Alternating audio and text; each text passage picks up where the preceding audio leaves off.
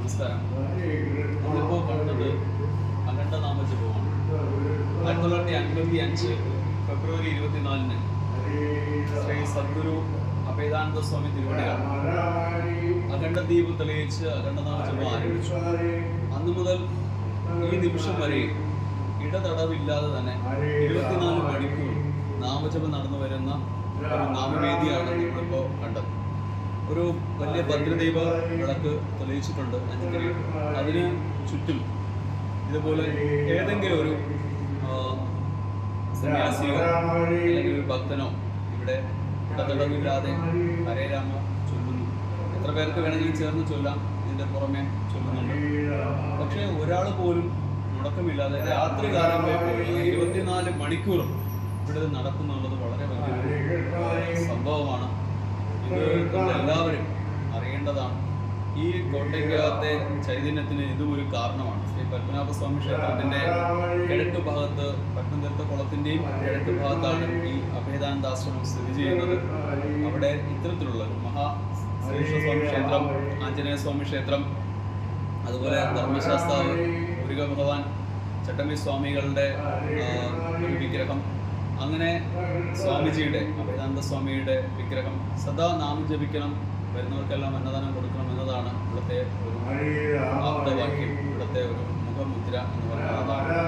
മറ്റ് സ്ഥാപനങ്ങളിൽ നിന്ന് വ്യത്യസ്തമായിട്ട് നാമജപത്തിന് ഏറ്റവും അധികം പ്രാധാന്യം നൽകുന്നു. താരകമന്ത്രമായിട്ടുള്ള ഹരേ രാമ ഹരേ കൃഷ്ണ മന്ത്രമാണ് ഇവിടെ ജപിക്കുന്നത്. ഇത് വാസ്തവത്തിൽ കേൾക്കുമ്പോൾ തന്നെ വർഷമായിട്ട് ഇത് മുടങ്ങാൻ നടക്കുന്നത് ഒരു അത്ഭുതവും കൂടിയാണ്. ഒരു ദീർഘദർശിയായ സ്വാമിക്ക് അതിന് ദർശനം കിട്ടുകയും ഇത് മുടങ്ങില്ല എന്നുള്ള സ്വാമിജിയുടെ ആ ഒരു ദർശനമാണ് നമ്മുടെ നടന്നുകൊണ്ടിരിക്കുന്നത്. ഇത് മുടങ്ങില്ല എന്ന് തന്നെ ഭക്തരായിട്ടുള്ള നമുക്ക് വിശ്വസിക്കാം. നമ്മുടെ ചൈതന്യത്തിന് സുപ്രധാനമായ കാരണങ്ങളൊന്നായിട്ട് നമുക്കിത് വിലയിരുത്താം.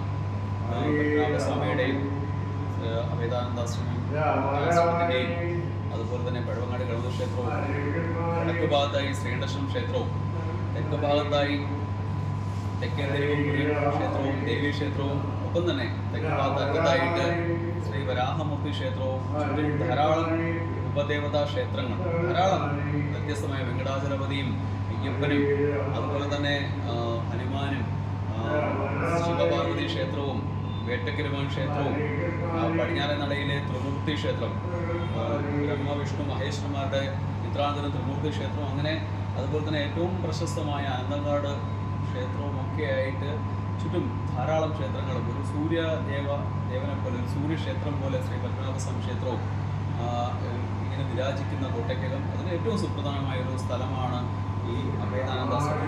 ഏറ്റവും വലിയ പ്രത്യേകതയായിട്ട് വീണ്ടും വീണ്ടും ചൂണ്ടിക്കാണിക്കുകയാണ് ഈ 55 മുതൽ തുടങ്ങിയ ഇത്രയും വർഷം നടക്കുന്ന ഈ അഖണ്ഡ നാമജപം. എല്ലാവർക്കും നമസ്കാരം. ഒരു പ്രാവശ്യം ദർശിക്കുകയും അതോടൊപ്പം തന്നെ ഈ നാമജപത്തിൽ ഒരു പ്രദക്ഷിണമെങ്കിലും ഇവിടെ വെച്ചുകൊണ്ട് നാമജപത്തിൽ പങ്കാളിയാകാൻ ഓരോ ഭക്തനും സാധിക്കണമെന്നും എന്നാണ് ഈ അവസരത്തിൽ പറയാൻ. ജയ്